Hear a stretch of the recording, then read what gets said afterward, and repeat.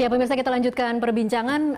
Mas Refli, kalau boleh berpikir dari sudut pandang Jokowi, kalau kita bisa menakar resiko dari pilihan yang akan diambil oleh Jokowi, tunda pelantikan Budi Gunawan atau sekalian saja langsung batalkan pelantikan Budi Gunawan, atau pilihan lainnya adalah langsung melantik Budi Gunawan. Apa saja konsekuensi dari masing-masing pilihan ini? Ya, saya kira persoalan terbesar dengan presiden ini dengan menghadapi DPR, menghadapi kekuatan DPR. Tapi hari ini setuju sekali dengan apa yang diajukan oleh.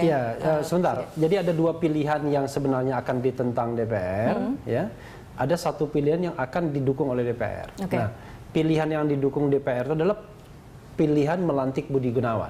Itu mayoritas DPR akan mendukung. Nggak tahu kalau PKS ya, pokoknya yang saya pahami itu. Konsekuensi dukungan terhadap Jokowi akan separah apa sih kalau kemudian yang dipilih adalah sekarang pelantikan? Masalahnya adalah pemilih rakyat Indonesia itu adalah masyarakat yang tidak duduk di DPR saja. Pemilih Jokowi itu orang-orang yang silent, orang-orang yang kemudian relawan-relawan yang bersusah payah dan lain sebagainya. Dia mungkin akan mendapatkan dukungan elit politik, tapi kehilangan dukungan rakyat. Jadi nggak tahu kalau PKS senang apa enggak. Kalau dikonversi kalau dikonversi, kalau misalnya tadi Mas Refli bilang bahwa juga ada kelompok-kelompok masyarakat relawan yang memilih Jokowi. Ya, tapi kalau kita mau lihat juga ada masa-masa partai yang juga kemudian memilih Jokowi. Katakanlah KIH misalnya, ya kan? KIH itu kalau kita kita kumulasi jumlahnya, pemilihnya bisa banyak itu, ya. Begitu juga kalau misalnya KMP, ya kan. Nah, jadi kalau kita bicara tentang massa, tentang masyarakat, ya tentu juga ada masyarakat yang memilih partai-partai ini yang barangkali ya juga setuju dengan langkah yang dilakukan oleh partai-partai politik di DPR untuk mendukung pencalonan calon Kapolri tersebut. Ini kan kita bicaranya Presiden Jokowi sudah terpilih sebagai presiden, artinya resiko untuk kehilangan massa pendukung tidak perlu. Saya pikir Jokowi harus punya keberanian. Apapun langkah Jokowi, dia harus bisa menjelaskan. Makanya tadi memang ada wacana di Komisi 3, Mas Refli, untuk agar presiden dengan DPR rapat konsultasi, ya bicarakan apa sebenarnya, ya kenapa dan sebagainya, sehingga kemudian publik tidak dibuat seperti ini gitu. Ada rumor seperti ini, ada rumor seperti itu dan lain sebagainya. Jadi harus clear gitu loh. Kalau memang menunda, kapan penundaannya?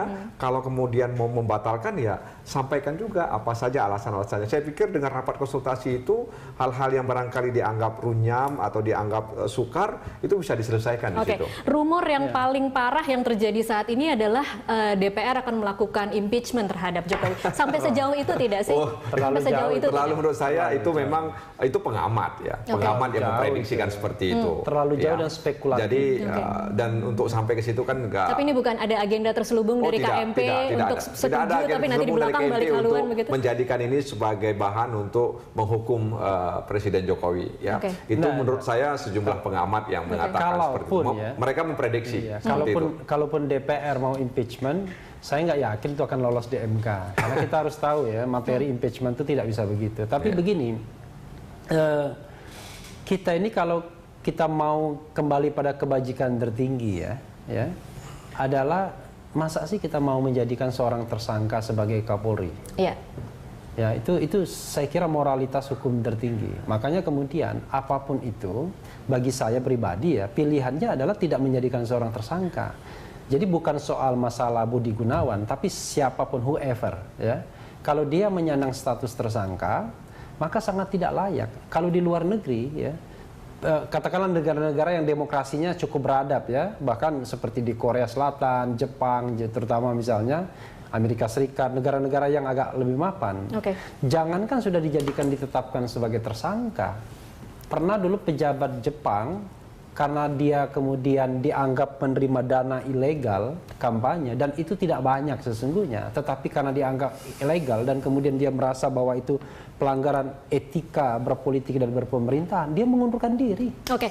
Kalau ini nggak mau mengundurkan diri, maka kemudian presiden makanya karena kalau dia tidak mau mengundurkan diri, presiden yang calonkan itu yang itu yang pertanyaannya sesimpel itu, Mas Refli. Pertanyaannya sesederhana itu. Bagaimana presiden kenapa tidak langsung membatalkan? Kalau tadi impeachment ternyata tidak terlalu jauh begitu kan, ada pilihan dia bisa. Seberapa sulit sih memutuskan seperti itu? Kita harus melihat gini. Menurut saya ini feeling saya. Kalau kita mau terjun ke sungai kan begitu, kita harus tahu kira-kira kemampuan kita berenang itu bagaimana, lalu kemudian bagaimana dalamnya sungai tersebut. Satu lagi, ada buaya nggak gitu? Ada buaya atau enggak? Nah, sekarang ini kan testing the water. Menurut saya yang paling ideal adalah ya Jokowi yang sedang testing the water. Iya, membatalkan Komjen Budi Gunawan. Tapi kalau misalnya langkah itu dilakukan, kira-kira buaya yang sudah menganggap itu siapa? Ini buayanya di sini.